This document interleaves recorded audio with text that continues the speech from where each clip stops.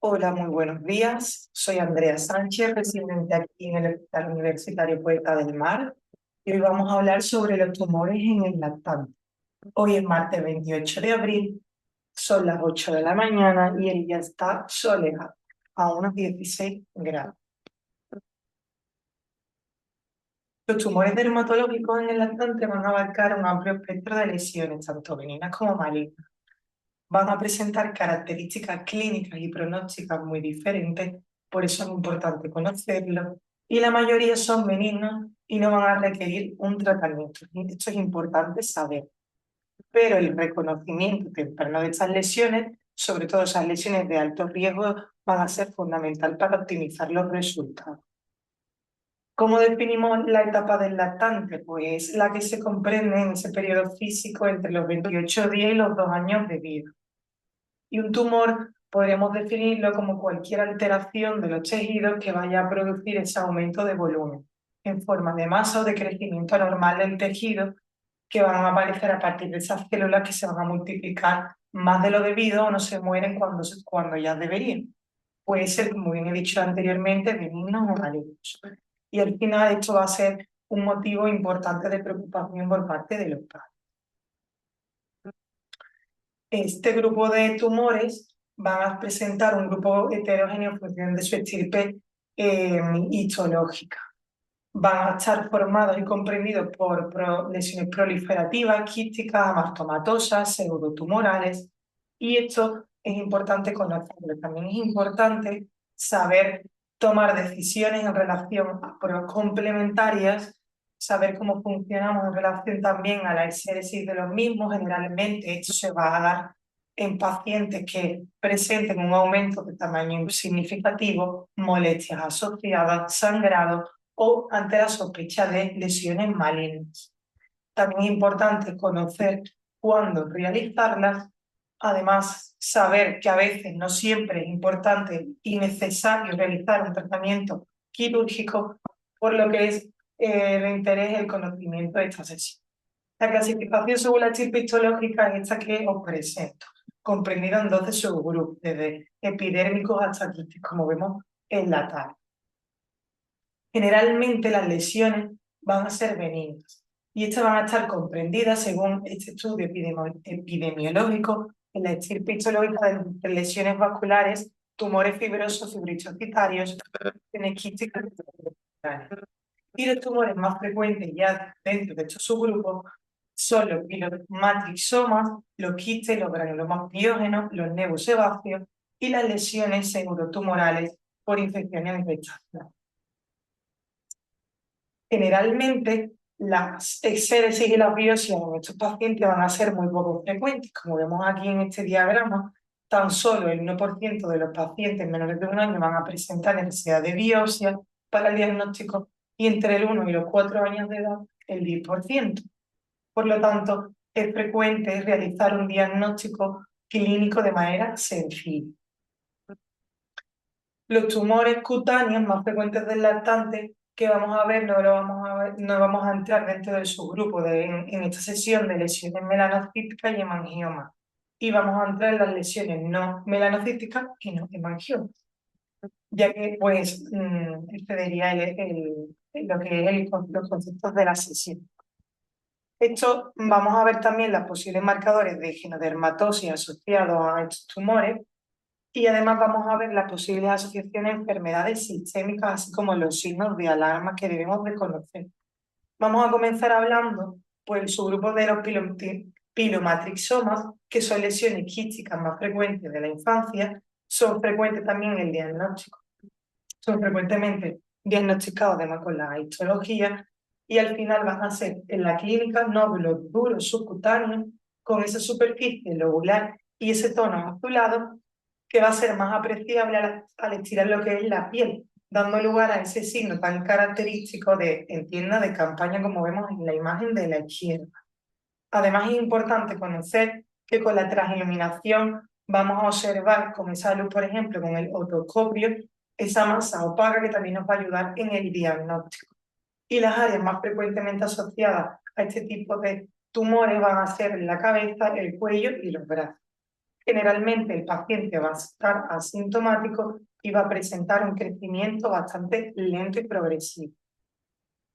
La ecografía de interés conocerla, ya que nos va a ayudar al diagnóstico en estos pacientes con esos ecos internos que nos va a hacer sospechar de que existe una calcificación, que al final va a ser muy interesante e importante también de conocer porque la histología va a ser pues, determinante para el diagnóstico.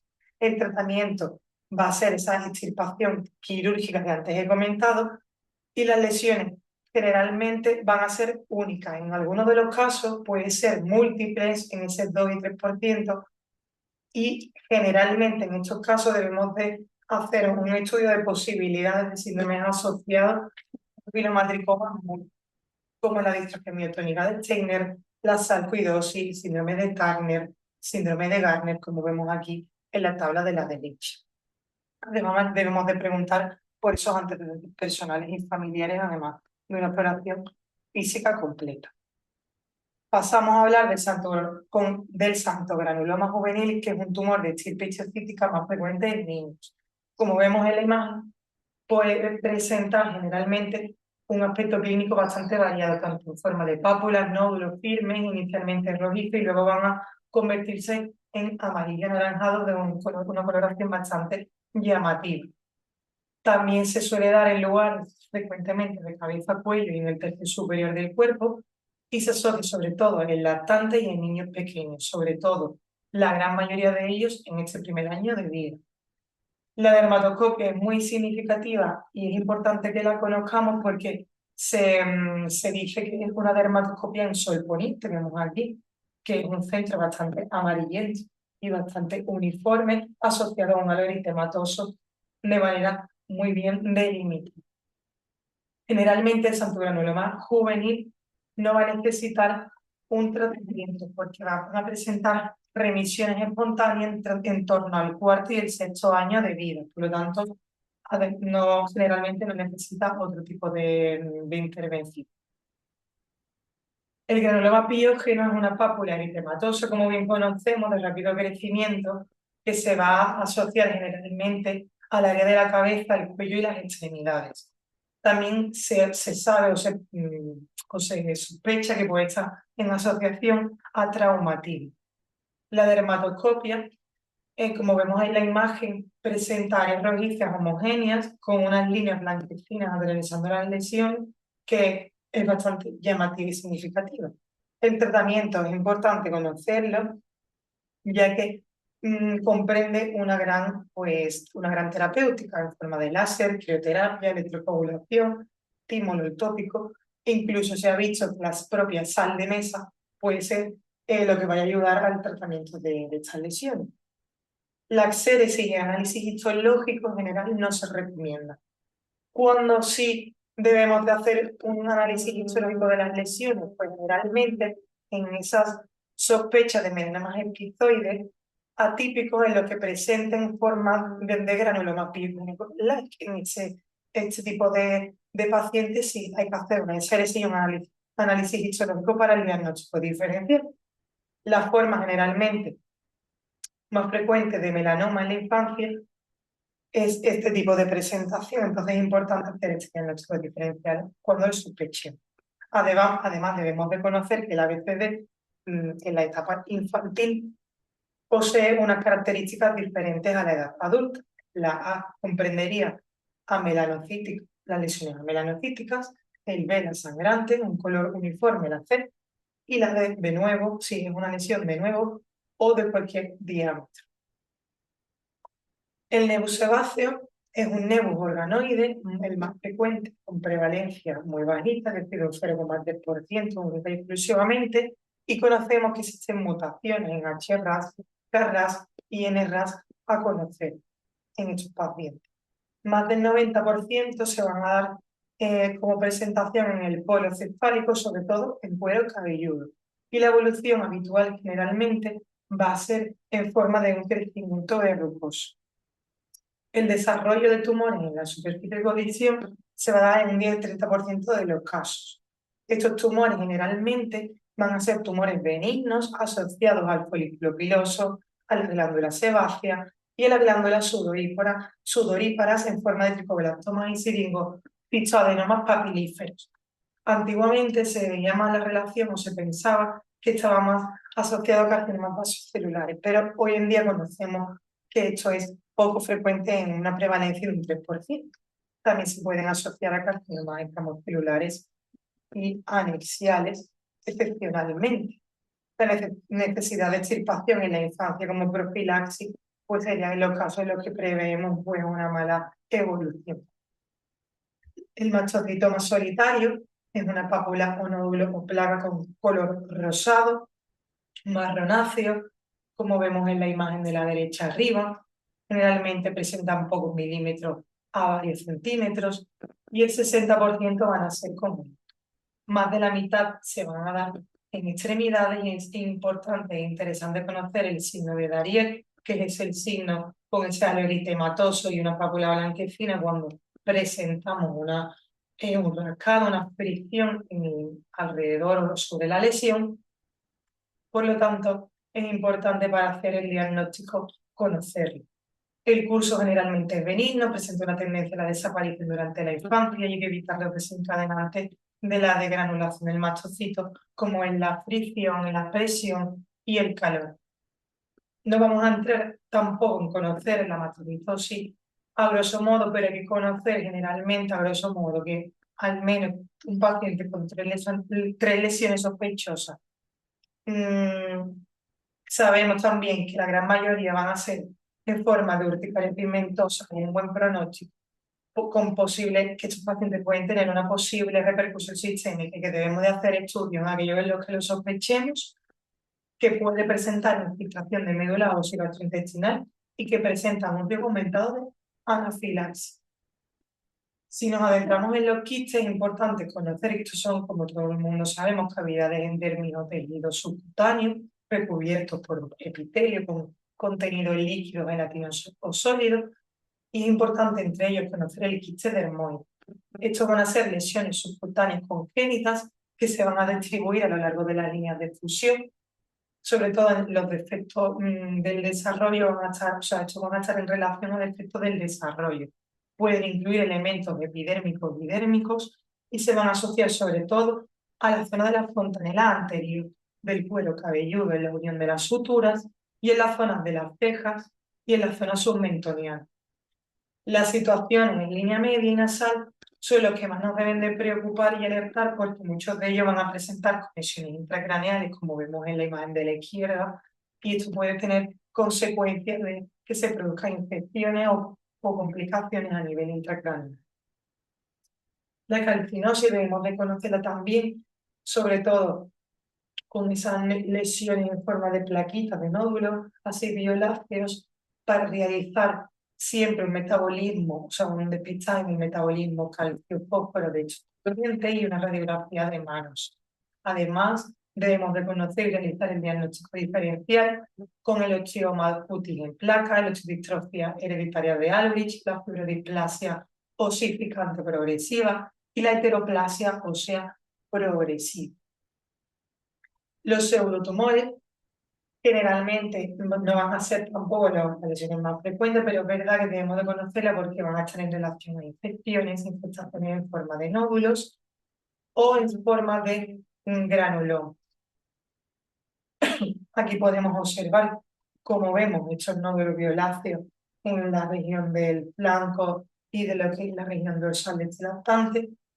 Y aquí podemos ver cómo se pueden apreciar y sospechar esos surcos del sarcópteris. En estos casos debemos de hacer muchas veces diagnósticos porque tras la biopsia se han visto que probablemente podamos confundirnos en estos casos con la asociación de una histiocytosis de células de Lange, como vemos en este artículo. Aquí podemos ver en la imagen de la izquierda como cualquiera de nosotros diagnosticaríamos de un molusco contagioso en un niño. Y estas lesiones de manera secundaria pueden producir inflamación, dando lugar, si se biopsiaron, a un pseudolinfoma cutáneo en asociación con un molusco contagioso. Y es interesante conocerlo en este perfil de paciente. Otros pseudotumores que me parece interesante recalcar son los granulomas faciales acépticos y idiopáticos.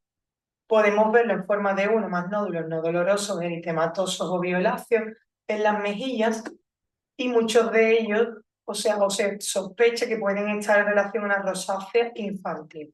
El 40% al menos otros dos signos de rosácea van a presentar en forma de chalación, rubefacción facial, telangiectasias o papulopústulas, y el diagnóstico prácticamente va a ser clínico, ¿verdad? Que es importante conocer la utilidad de la ecografía en estos pacientes, y el tratamiento va a ser conservador o con antibióticos antiinflamatorios como la eritromicina, la azithromicina. Los tumores malignos en los pacientes lactantes va a ser muy poco frecuente, en torno al 1 y el 2% de los tumores cutáneos extirpados en los niños en esta edad. Los tumores de los tejidos blandos malignos van a conformar el 7,4% de estos cánceres en la edad pediátrica. Y si hay dudas, lo que se recomienda realizar van a ser las ecografías, y si persiste la duda, resonancia, y ya por última instancia la ecografía, que es lo último que intentamos evitar.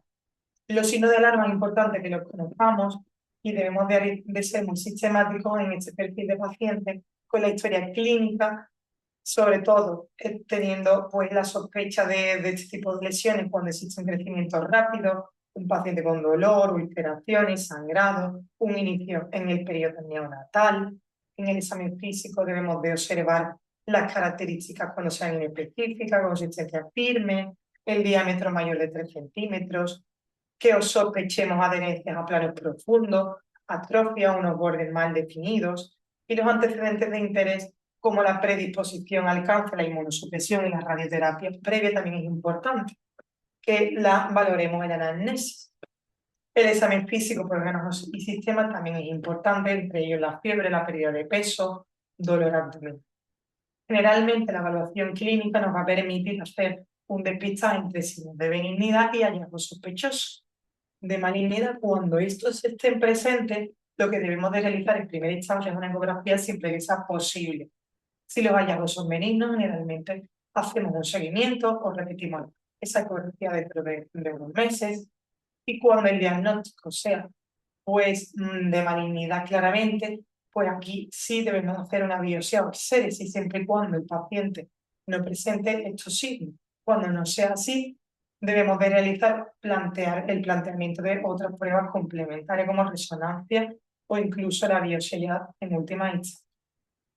Podemos estudiar el lipoblastoma dentro de estos tumores malignos, que van a ser tumores mesenquimales, que es verdad que se diagnostican, son tumores benignos, pero comprenden un comportamiento de malignidad porque van a presentar carácter infiltrativo y ese efecto masa, como vemos en la imagen clínica arriba, en la imagen superior. Presentan un crecimiento rápido, el diagnóstico va a ser histológico, por lo tanto, y además van a presentar una frecuente recidiva en este caso, por lo tanto, el tratamiento es quirúrgico. Podemos también hablar de la histocitosis de células de Langerhans, que presentan una incidencia estimada de 8 casos por millón de habitantes niños. La proliferación generalmente va a ser una proliferación clonal de células inmaduras. Además, esa presentación clínica va a ser muy heterogénea, puede estar asociado en relación a esta enfermedad a un órgano o multisistémica, y el hueso se conoce que es el órgano aislado más frecuentemente afectado. La afectación craneal, por lo tanto, es la afectación más frecuente en los niños, y el manejo terapéutico, siempre cuando las lesiones óseas sean de bajo riesgo, es la observación o el curetaje. Cuando presentemos una lesión de alto riesgo, es decir, sobre todo en la zona periorbitaria, en la mastoide, en el hueso temporal, pues se da quimioterapia para prevenir esa diabetes insípida. La leucemia cutis congénita es una leucemia, como todo el mundo conocemos, es pues, una manifestación cutánea ya de esa leucemia existente en el lactante.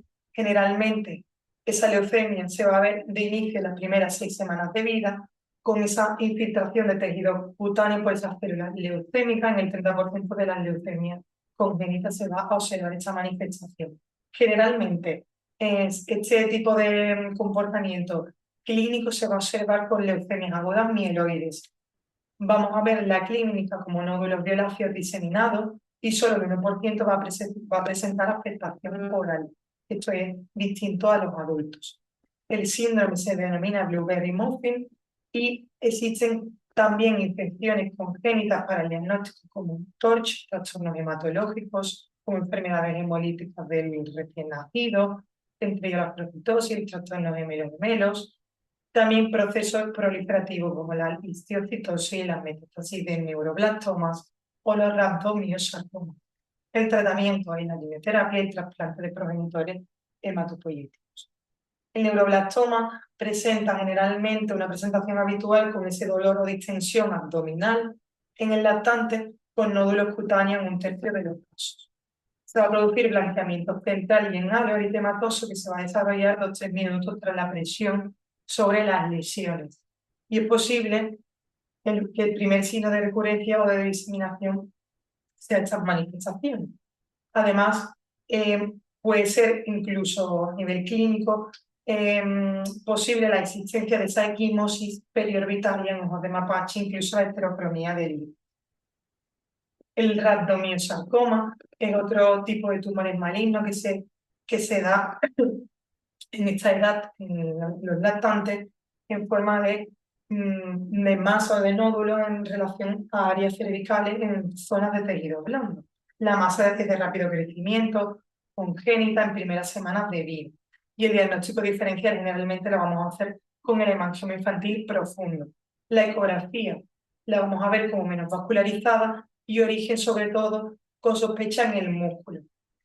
Los posibles síntomas asociados pueden ser de otitis media y de sinusitis según la localización y es poco frecuente los síntomas sistémicos, fiebre, sudoración nocturna o pérdida de peso. El fibrosarcoma, un sarcoma de tejidos blandos, es más frecuente en niños menores de 1 año y habitualmente se da sobre todo en zonas distales de miembros. La ecografía se ve como una masa heterogénea con calcificaciones frecuentemente hipervascularizadas. El diagnóstico diferencial lo vamos a hacer con los hemangiomas, que tienen una tendencia en este caso a infiltrar tejidos subyacentes y con malformaciones venosas o linfáticas, aquí no se ven los flebollitos ni estructuras quísticas. Como conclusión, decir que estas lesiones o tumoraciones lactantes son un grupo de gran heterogeneidad. Los tumores de estos pacientes, los tumores cutáneos malignos en el lactante son muy poco frecuentes, son lesiones que generalmente van a consultar de manera frecuente los padres y van a estar muy preocupados y las decisiones de efectuar una intervención en el niño van a resultar difíciles. Los mastocitomas y los autogranulomas juveniles, es verdad que hay que saber que remiten espontáneamente en la mayoría de los casos, que por lo tanto por lo general no se va a requerir una biopsia ni incisión. Y es muy importante y resalto la necesidad de conocer los signos de alarma que esto nos van a hacer sospechar de malignidad. Y ante un diagnóstico no claro siempre hay que plantear ecografía y biopsia. Muchas gracias.